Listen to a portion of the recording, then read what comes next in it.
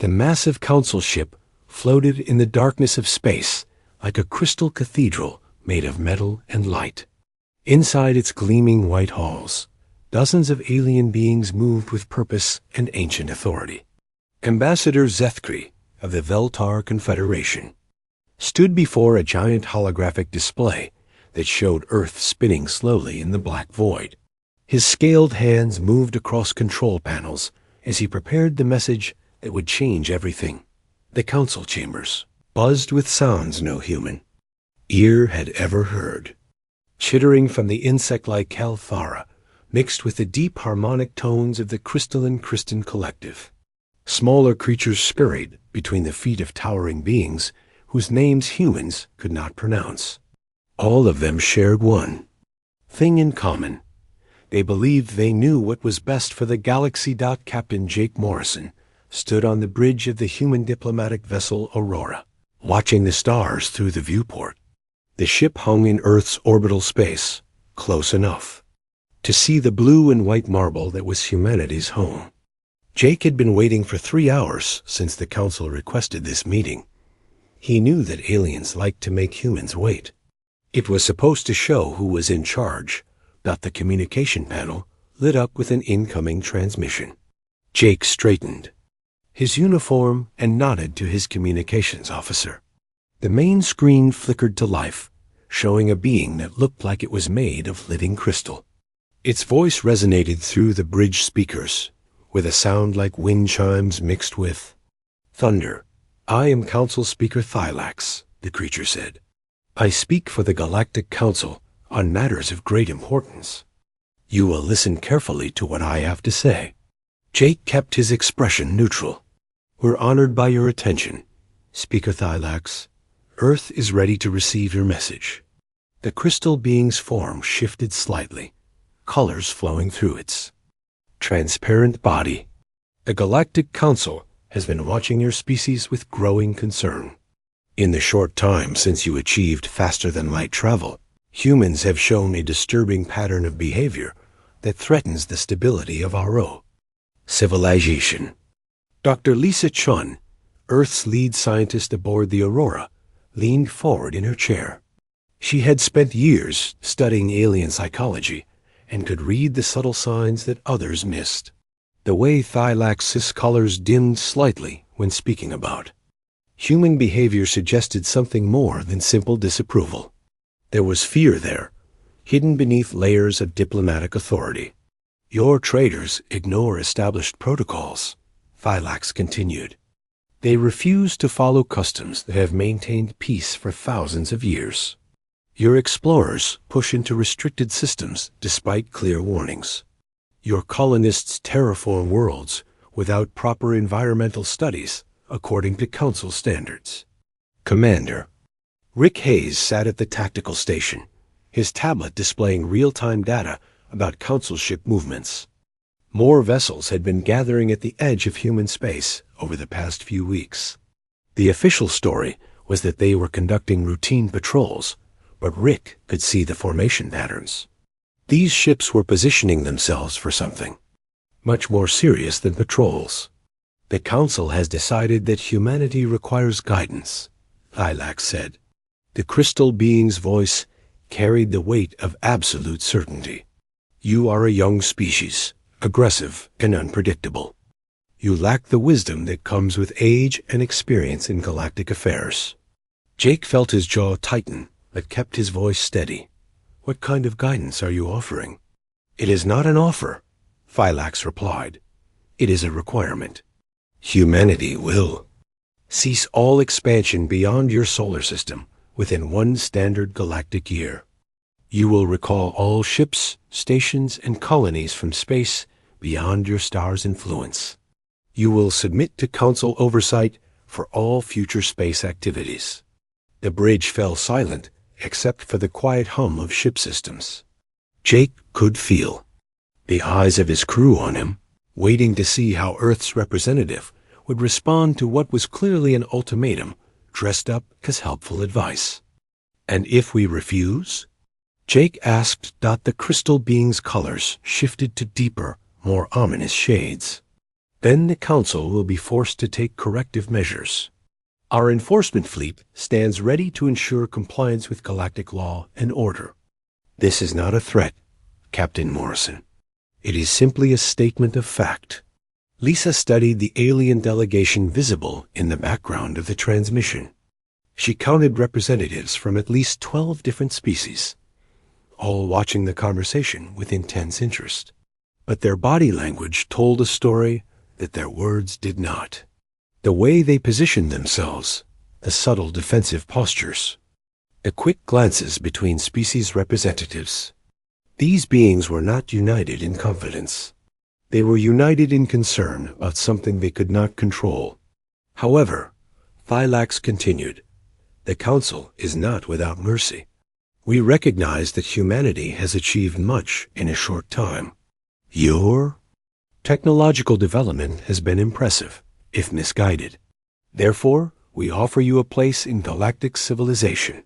What kind of place? Jake asked. Junior membership status, Thylax explained.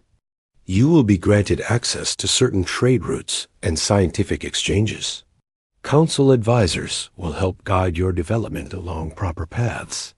Your expansion will be limited to approved sectors where you cannot interfere with established civilizations. In time, perhaps in a few thousand years, humanity may earn full membership rights.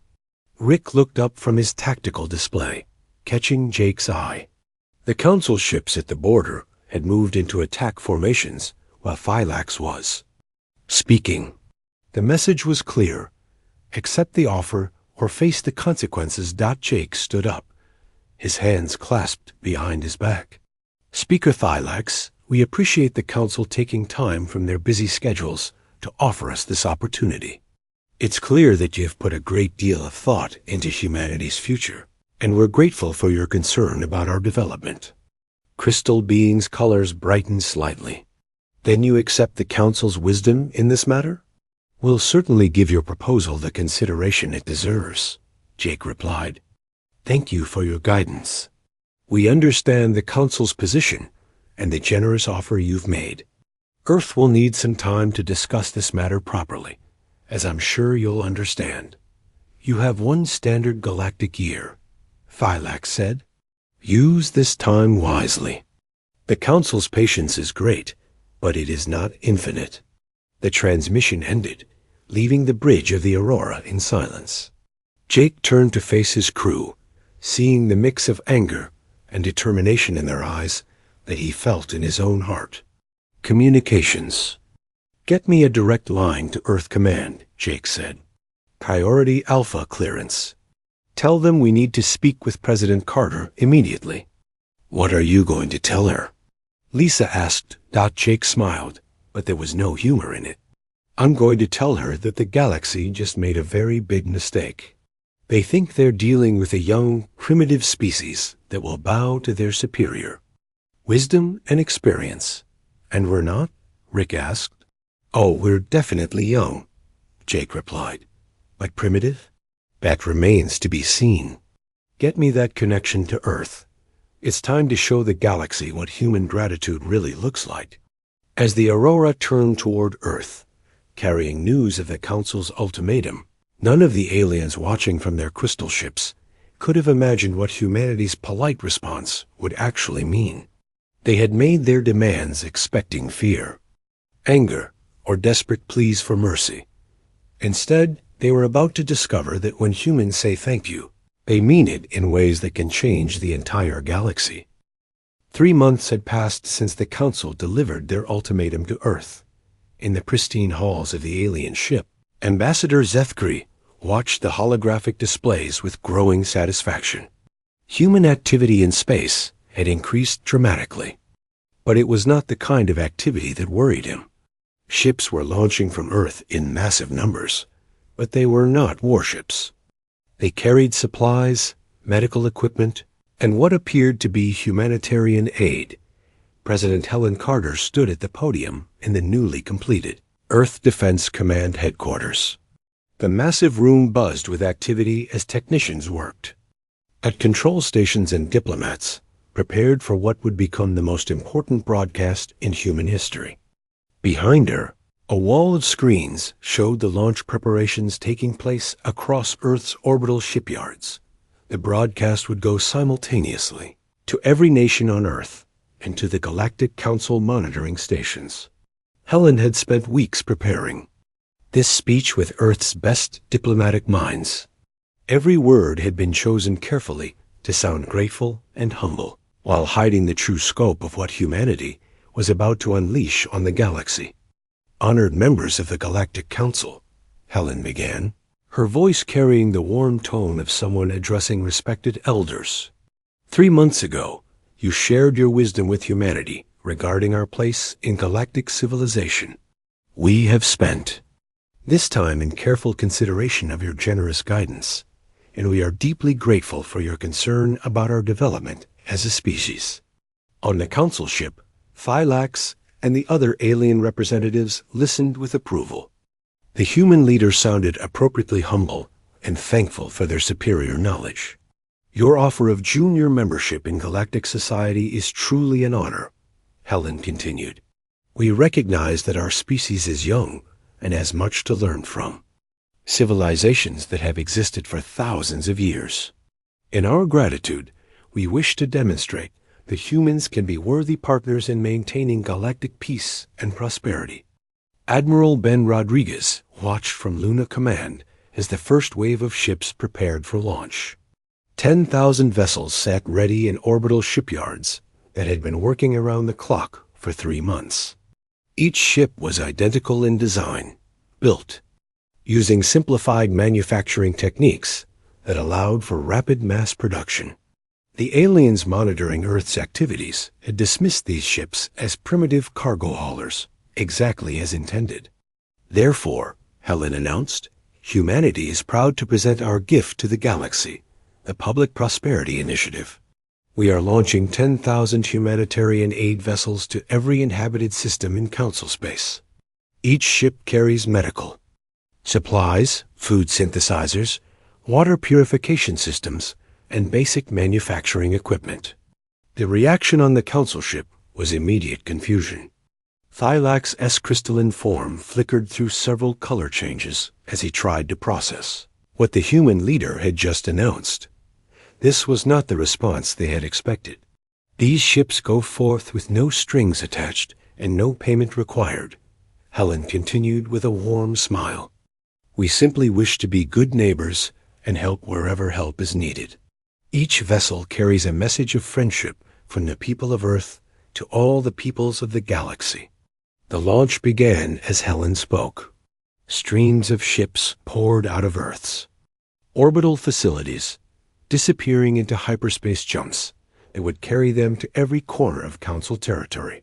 Each ship broadcast the same simple message as it traveled. "Greetings from the people of Earth.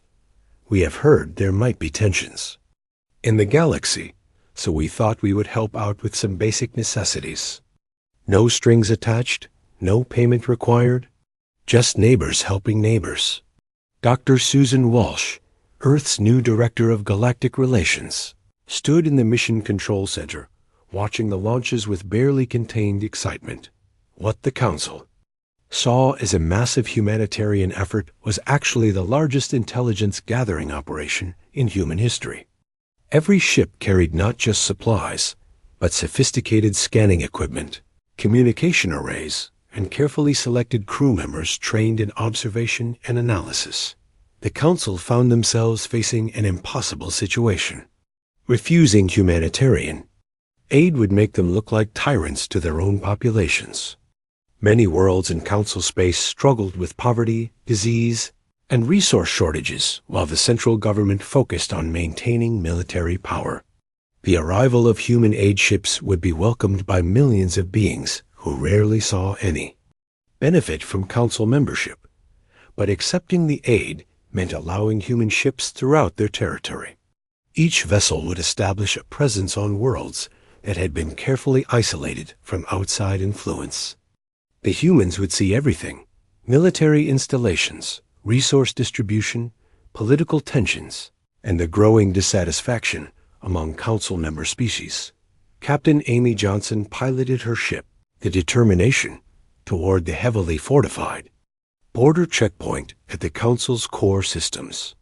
Her cargo was different from the humanitarian vessels. She carried Earth's most talented diplomats, scientists, and cultural ambassadors, all eager to participate in what they called the Cultural Exchange Initiative. "This is Captain Johnson of the Earth vessel Determination," she broadcast to the border station. "We are requesting permission to enter Council space for approved cultural and scientific exchanges. We have documentation from the Cultural Ministry showing our authorization for educational visits." The Council border guards were confused by the request. Human ships had been arriving at checkpoints across their territory for weeks, all carrying supplies and aid workers. Now this ship wanted to bring humans who just wanted to learn about alien cultures and share human knowledge in return. Meanwhile, the first wave of humanitarian ships had already reached their destinations.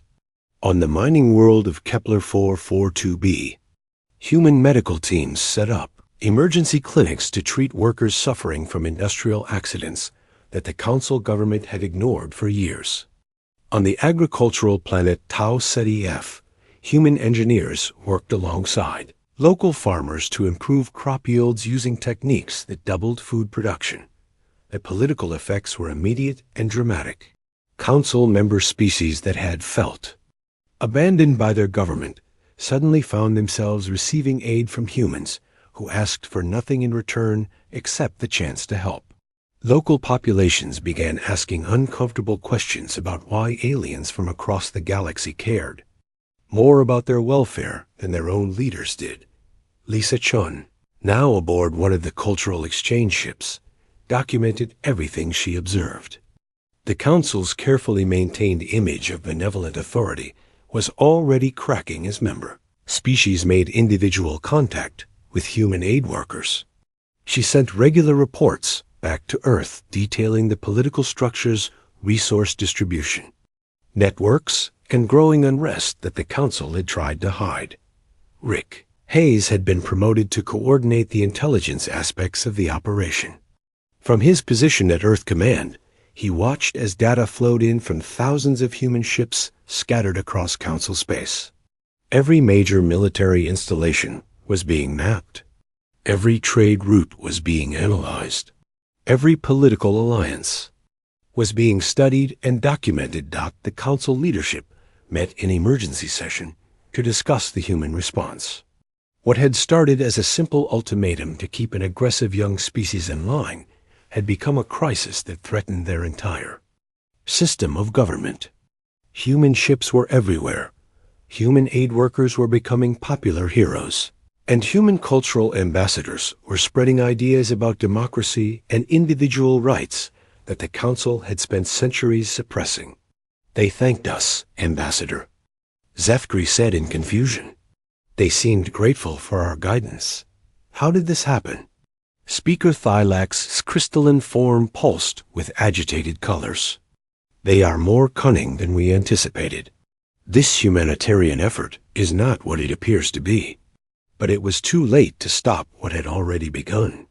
Human ships continued to arrive at Council worlds, carrying aid and friendship to populations that had been neglected by their own government. The careful balance of power that had maintained Council authority for 1,000 years was shifting, and the humans responsible for that shift continued to broadcast their polite messages of gratitude for the Council's wisdom and guidance. Earth had replied to the Council's warning with a thank you that was reshaping the entire galaxy, one act of kindness at a time. 6 months had passed since humanity launched their grateful response to the Council's warning. The galaxy looked very different now, though the changes were happening so gradually that many Council leaders failed to notice until it was too late to stop them. Colony Administrator Linda Park stood on the observation deck of the human outpost on Kelthara Prime, watching the sunrise paint the alien landscape in shades of gold and purple. What had started as a simple medical aid station had grown into something much larger. The outpost now covered several square kilometers, and housed over 3,000 beings, both human and Kelthara, working together in ways that neither species had imagined possible. The Kelthara were an insect-like species that functioned as a hive mind, with individual thoughts contributing to collective decisions. Traditional council doctrine insisted that such beings could never work effectively with individualistic humans. Linda had proven that doctrine wrong by establishing hybrid work teams, where human creativity combined with Kelthara coordination to achieve results that amazed everyone involved. In the engineering workshops, young Kelthara learned human problem-solving techniques while teaching humans how to think collectively about complex projects. The fusion of approaches had led to breakthrough technologies that surpassed anything either species had developed alone. New materials that were stronger than Council military armor, power systems that were twice as efficient as standard designs, and communication networks that could coordinate activities across entire star systems. The Council's first attempt to shut down the outpost had failed when the local Kelthara government refused to cooperate. The planetary leaders explained that the human aid workers had solved problems in 6 months that the Council had ignored for decades. Why would they want to send away beings who had improved life for millions of their people? Ambassador Claire Thompson worked from a different kind of outpost on Veltar Gamma, a colony world in the Veltar Confederation. The Veltar were reptilian, beings with a rigid social hierarchy that had remained unchanged for thousands of years. Council records described them as perfectly loyal subjects who never questioned authority. Claire was discovering that the records were incomplete.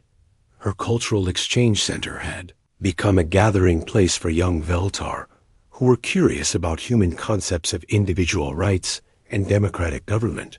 Claire was careful never to directly encourage rebellion against Veltar leadership. Instead, she simply answered questions about how human society worked and provided access to human historical documents about the development of democracy. The effect was exactly what she had hoped for. Veltar colonists began asking why they had no voice in the decisions that affected their lives. They wondered why resources from their world were sent to support the central government while their own needs were ignored.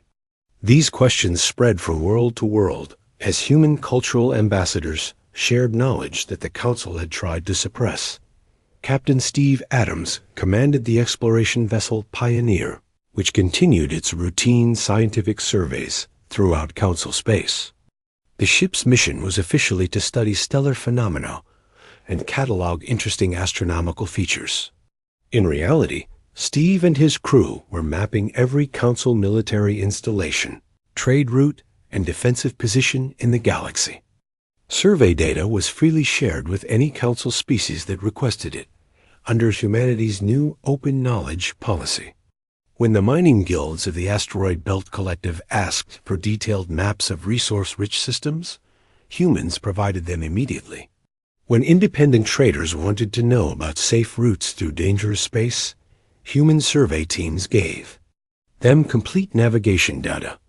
This policy had an unexpected side effect that delighted human strategists.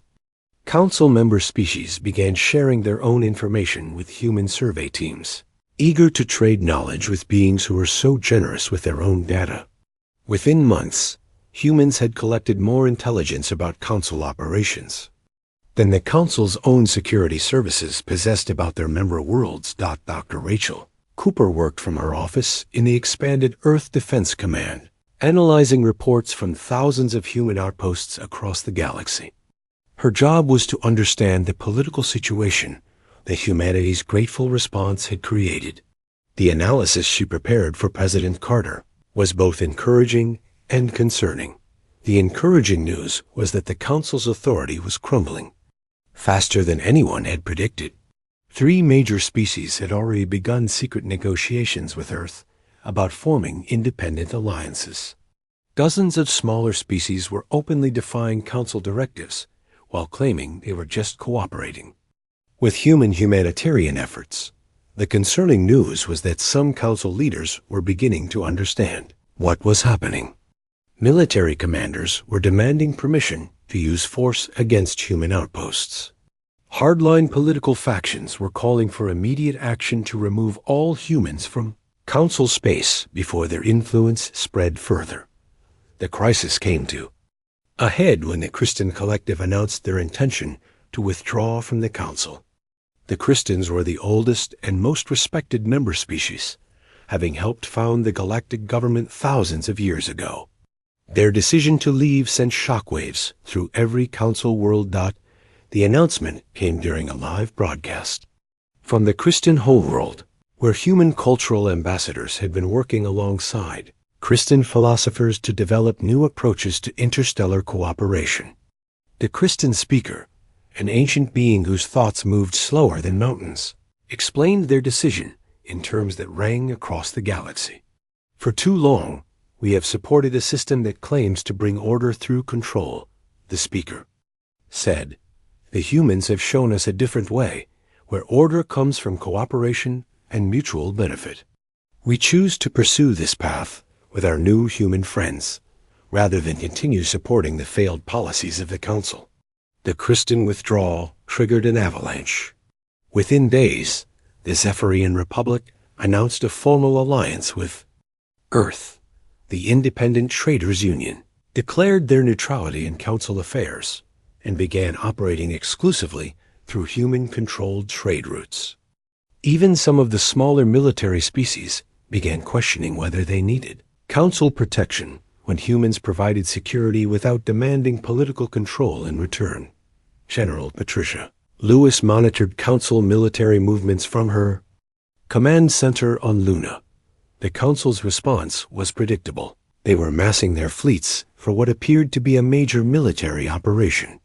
Ships were moving toward Earth and toward systems with large human presence. The general smiled as she watched the tactical displays. The Council commanders thought they were preparing to face a primitive species that had gotten lucky with some humanitarian aid. They had no idea that every human outpost had been carefully positioned to control strategic resources, that every cultural exchange had identified key allies and assets, and that every scientific survey had mapped vulnerabilities in Council infrastructure that the Council itself had forgotten existed. President Carter received the intelligence reports and made her decision. It was time for the next phase of humanity's grateful response to the Council's generous warning. She activated the communication system that would broadcast to every human outpost in the galaxy. "This is Earth Command to all stations," she said. "The Council has decided that our gratitude needs a more direct demonstration. Begin Phase 2 of the Appreciation Protocol. Show them how much we truly value their guidance." Across the galaxy, humans smiled and began preparations for the most polite revolution in galactic history. 9 months after the Council's original ultimatum, the galaxy had become a place that none of the alien leaders recognized anymore. Council Military Commander Vextar stood on the bridge of his flagship, staring at tactical displays that showed the complete breakdown of everything he had spent his career defending. The massive dreadnought hung in space at the edge of Earth's solar system, part of a fleet that represented the Council's final attempt to restore order through superior firepower. Vextar was a veteran of dozens of campaigns against rebellious species, but he had never faced anything like the situation humanity had created. His intelligence officers reported impossible things. Human outposts on over 3,000 worlds were operating as independent city-states that provided better services than Council governments. Former Council species were forming new alliances based on voluntary cooperation rather than enforced submission. Military units across the galaxy were refusing orders to attack beings who had provided medical care for their families. Admiral Ben Rodriguez received the communication request from the Council fleet with amusement. The alien commander wanted to speak directly with Earth's military leadership before beginning what Vextar called necessary corrective action against human interference in galactic affairs. "This is Admiral Rodriguez of Earth Defense Command," Ben said when the channel opened. We're honored that Commander Vextar has come such a long way to visit our solar system. We've prepared a special welcome for you and your crews. Vextar's reptilian features showed confusion at the human's friendly tone. You will surrender immediately and recall all human personnel from Council space. This is your final warning. Before we begin military operations to restore proper order. Oh, we wouldn't want to interfere with proper order, Ben replied with genuine warmth. In fact, we've prepared a demonstration of how much we appreciate the Council's efforts to maintain galactic peace. Would you like to see our new galactic friendship center on Mars?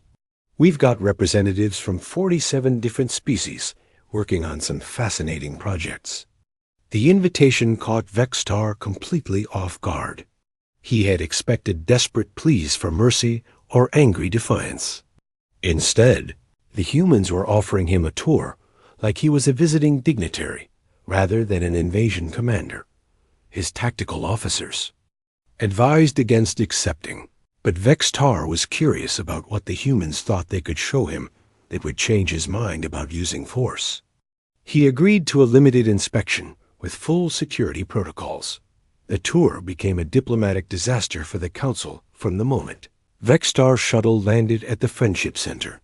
Dr. Kevin Martinez met the alien delegation at the landing pad, wearing a welcoming smile and casual clothes that made the heavily armed Council soldiers look ridiculous by comparison. Commander Vextar, welcome to Mars, Kevin said, shaking the alien's clawed hand with enthusiasm. We're so excited to show you what we've been working on with our new friends. I think you'll find it quite interesting. The first stop was the Joint Research Laboratories, where humans and former Council species worked side by side on technologies that made Council military equipment look primitive. Dr. Nicole White demonstrated a propulsion system developed with Zephyrian energy specialists that achieved twice the efficiency of Council starships while using half the resources. Vextar watched in growing alarm as his own military engineers expressed amazement at the hybrid technologies on display.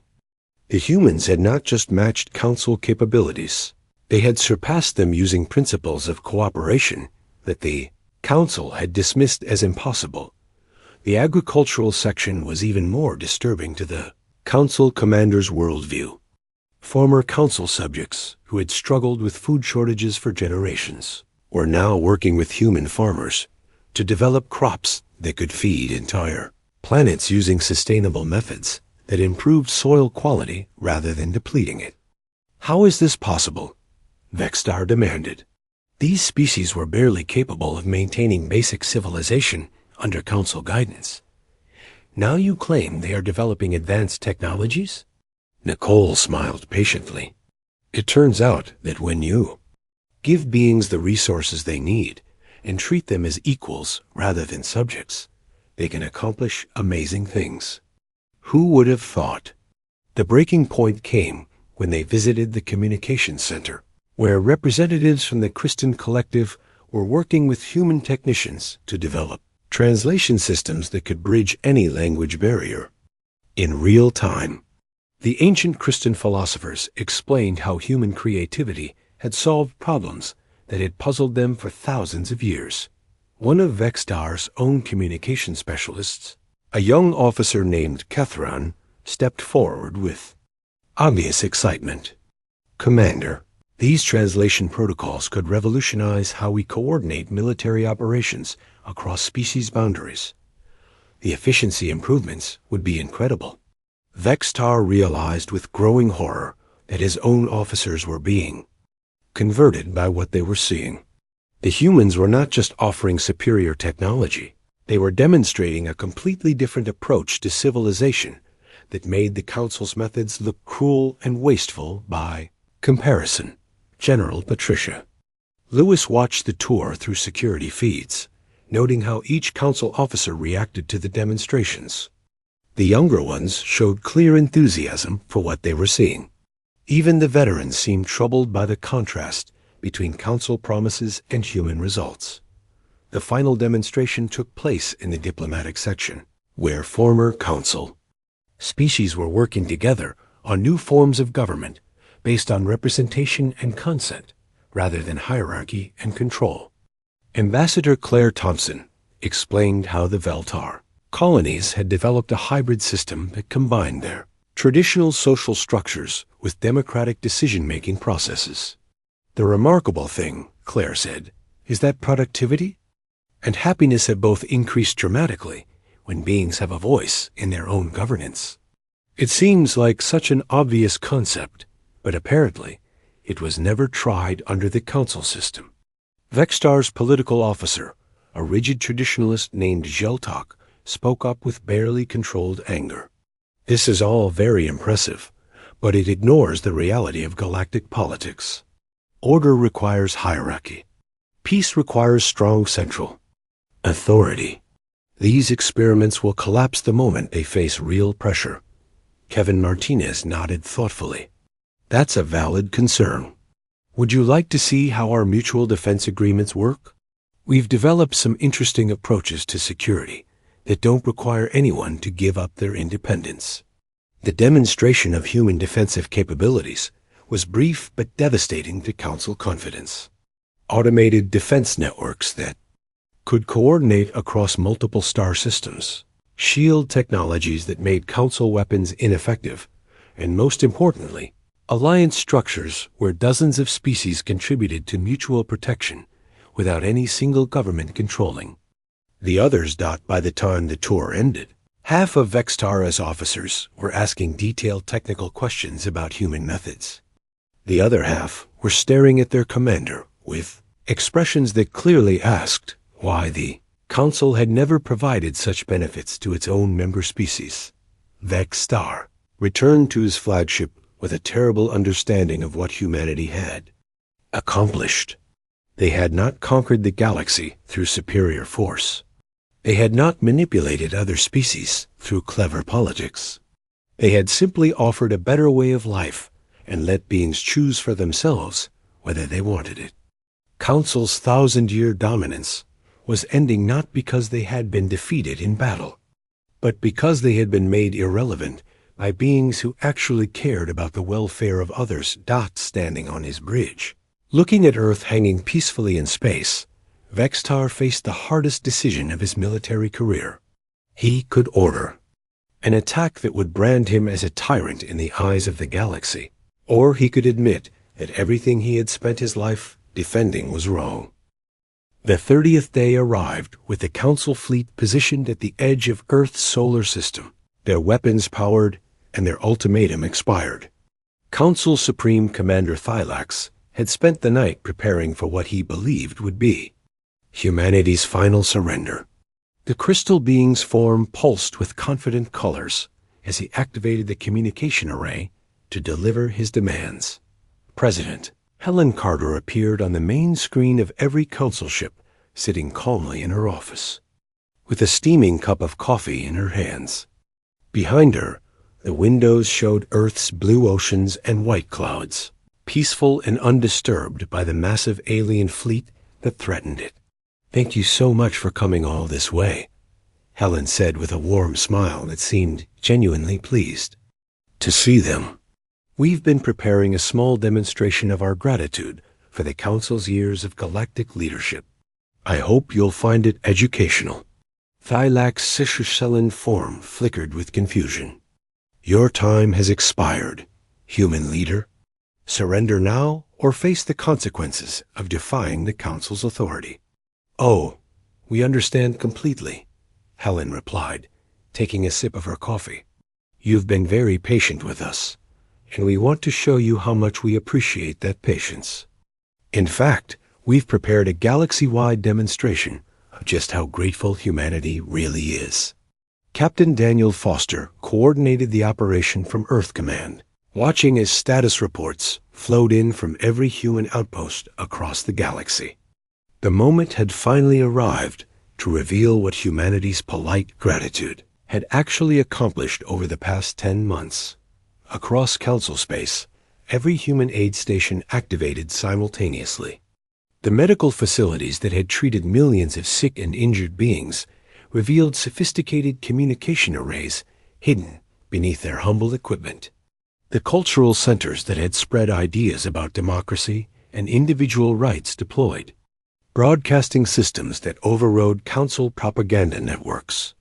The research stations that had developed revolutionary technologies began mass-producing devices that made council military hardware obsolete.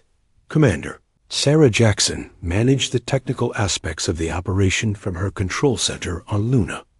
Within the first hour, the Council's information monopoly completely collapsed as human broadcasts reached every inhabited world in their territory.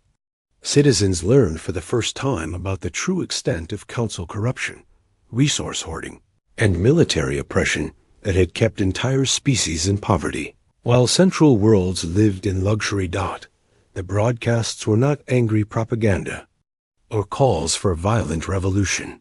Instead, they were simple presentations of facts that the Council had hidden for centuries. Population statistics showing how resources were distributed.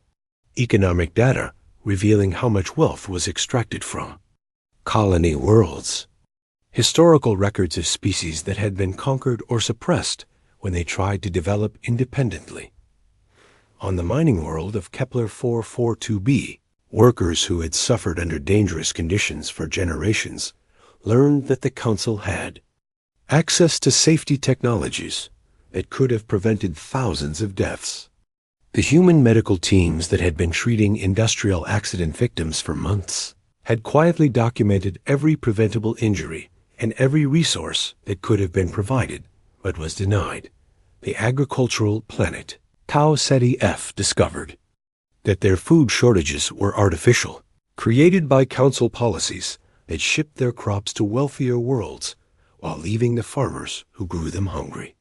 The human agricultural specialists who had been helping improve crop yields revealed the transportation networks and distribution systems that could have ended hunger on dozens of worlds. Admiral Ben Rodriguez broadcast a message to the Council, fleet as their communications filled with reports of uprisings across their territory. "You're welcome to attack if you feel you must," he said in a friendly tone. "But you might want to ask your own crews why they're more interested in maintaining power than ensuring the well-being of the beings they claim to protect." The Council's military response collapsed from within. Soldiers who had received human medical care for their families began questioning why they were fighting against people who had provided help when their own government had not. Officers who had seen the technologies developed through human cooperation wondered why the Council had suppressed innovations that could benefit everyone. On Council worlds, the revolutions were remarkably peaceful. Most government forces simply laid down their weapons when offered better working conditions and actual representation in new democratic systems. The few hardliners who tried to maintain control found themselves isolated as their own supporters abandoned them for the promise of a better life. The final blow came when the Christian collective revealed their secret alliance with humanity. 4 months. The ancient philosophers had been sharing technologies that they had developed over thousands of years, but had never been allowed to implement under free and council rule. Combined with human innovation and creativity, these technologies created devices that made council military power completely irrelevant. Supreme Commander Thylax watched his fleet's tactical displays as ship after ship reported equipment failures, communication breakdowns, and crew defections.